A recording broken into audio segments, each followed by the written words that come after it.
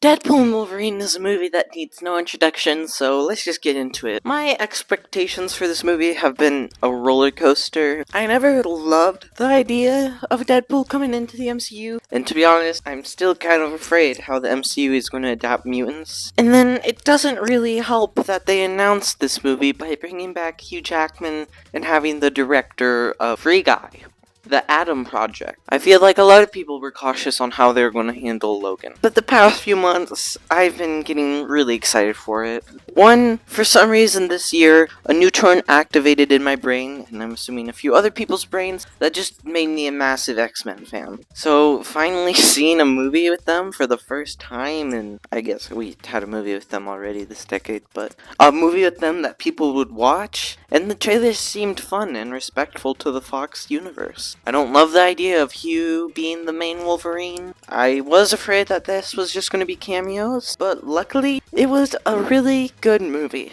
Well, I don't know if I can quite say that. I'm a bit biased. I wouldn't quite say it's a great movie, but a great experience, especially if you're a fan of the X-Men. It made me very emotional how much this movie pays tribute to them, while still being able to laugh at itself and the films that came before it. One of the big things people kept saying about this movie that I never really agreed with was that this needed to be the biggest movie in the MCU, because everything in the MCU is riding on this movie. If this movie fails, the MCU is over. This movie needs to save the MCU. But I never really felt like it needed to save the MCU. Sure, maybe financially, I know Loki Season 2 didn't have as good viewership as the first season, and obviously, sadly, the best MCU movie didn't do great. But even then, Marvel keeps flip-flopping, so even if this movie was great, what's to say that Agatha or Thunderbolts or Fantastic Four wouldn't be bad to contradict it? I just wanted a fun X-Men comedy with good action, and I certainly got that. This movie sold me right from the beginning. The opening scene is wild, and I could not stop laughing,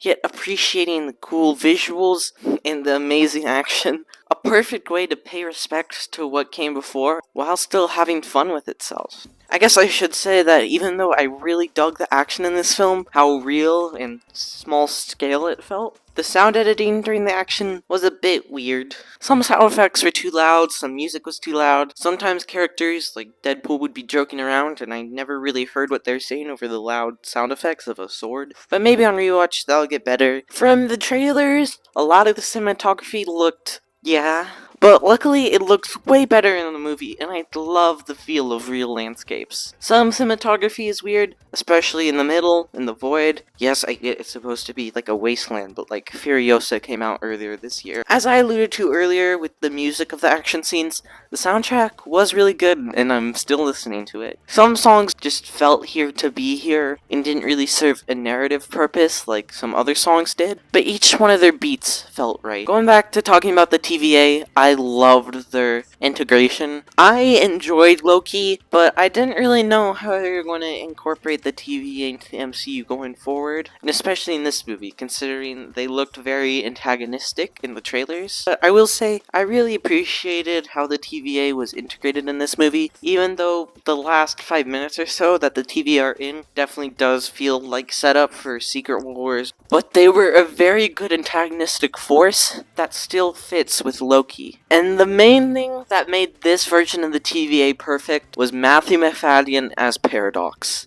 Every line of his was just filled with so much energy. To be honest, I was expecting this to feel like a Harrison Ford in a Star Wars movie, considering Matthew McFadden kept saying that he didn't want to be in superhero movies. But he seemed to have a lot of fun here. Every one of his jokes made me laugh. He was also the perfect blend of powerful, yet weak, that you love in an antagonist in these sorts of movies. It really seems like, from how I'm talking about it, this is my favorite Deadpool movie. And from the first 30 minutes or so, I was sure it would be. But after they leave the TVA, it kinda goes a bit downhill for me. It never gets bad, but it definitely loses a lot of steam and just feels more like situational comedy rather than like building towards something. Just seeing these two interact were fun, but I did have some issues on how they handled the characterization that I'll go to in the spoiler section of this video. Something not that spoilery that I can say about the characters, and that you could probably tell from the trailers, is there's way less of the side characters that aren't Blind Al or Peter. Those two were great, but the rest of them felt very sidelined. Like, how do you not have these three meet up with Wolverine? Do you not see the comedic potential you could have by this overly nice version of Colossus fanboying over this disgusting little Wolverine? The Void is explored well enough and fleshed out, and it did feel real and a fun place, and the cameos that were in the Void did fit well and served a narrative purpose and were funny. I love how much they restrain themselves in terms of some jokes that could get overly long and throw in too many cameos, but it all felt perfect. But now we move on to the biggest problem I had with this movie. The third act definitely felt like it was written during a writer's strike. All of a sudden, characters have motivations and emotions that were never really set up that well earlier, and in some cases kind of contradict. I'll go more into it in the spoiler section, but let me just wrap up my non-spoiler thoughts. I did enjoy how self-contained it was. I was really worried with how much Kevin Feige was saying that this was the most important MCU movie ever, but it didn't feel like that at all. It felt like a self-contained adventure with these two characters and small-ish stakes. But I'm kind of afraid that because this movie is going to make $1 bazillion, they're going to try to make Secret Wars a direct sequel to it, and I don't really want that. I want new X-Men. I want to see the new characters we've seen grow and develop. I don't want to keep moving back to the 2000s Marvel. This film was messy as an ending to the Deadpool trilogy, but goddamn perfect as a funeral to the Fox X-Men universe. A universe of movies that I appreciate half the time. I don't quite know what my score for this movie would be. It's probably at least a 7. The highest is like a 9. I don't even know what I would give it critically. But in terms of my own score, I'll go with, I don't know, I guess that mathematically equals an 8. But like, I don't really know. Okay, now we're moving on to spoiler talk. If you haven't seen the movie yet, move away. I already said all my non-spoiler thoughts. Now I'm just gonna be rambling about some stuff that kind of bothered me. First thing that stood up to me, I know I said I loved the opening of this film, but it kinda annoyed me that this movie didn't have fake opening credits like the other two movies. I know that's a really small complaint, but those credits were always some of my favorite part of the Deadpool movies, and it's just kind of weird that the last movie in the trilogy just has the real actors' names. And another big thing, the reason Wade and Vanessa broke up could have been better. In fact, a lot of the connective tissue between this and the great Deadpool 2 felt very off. Like, I see where they're going for why Vanessa would break up with him,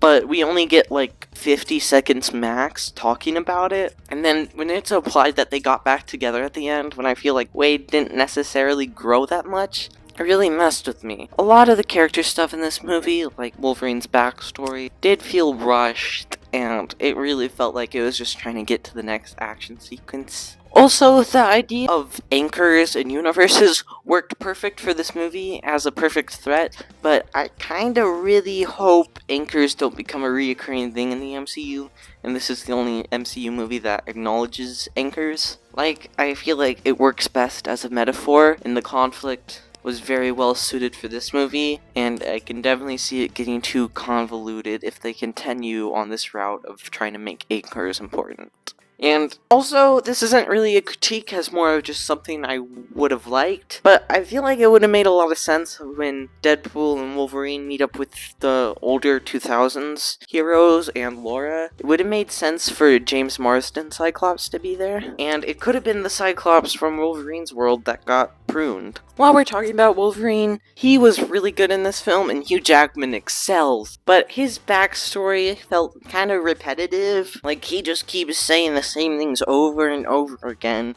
until he finally reveals his backstory. I feel like there could have been a bit more creative ways to do stuff like that. I also felt like it would have made the story a bit tighter if his backstory had something to do with Cassandra. Just cause, despite Emma Corrin's fantastic performance, Cassandra never really fit in the story that well, and only ever just felt like a puzzle piece that they could put in for whatever they needed Cassandra to do. Rather that be get redeemed and save Deadpool and Wolverine, to just suddenly in the next scene not being redeemed at all and wanting to destroy everything for some reason. Like, a quick idea I have is that Paradox, being the dictator he is, thought that this Wolverine's X-Men were too powerful. So he worked with Cassandra to build the Sentinels and destroy them all. And then if you want to say here that, like, Cyclops was the only one that remained, so they had to prune him. And then they just didn't prune Wolverine because they knew if Wolverine went to the Void and Cassandra mind-controlled him, he would be too powerful.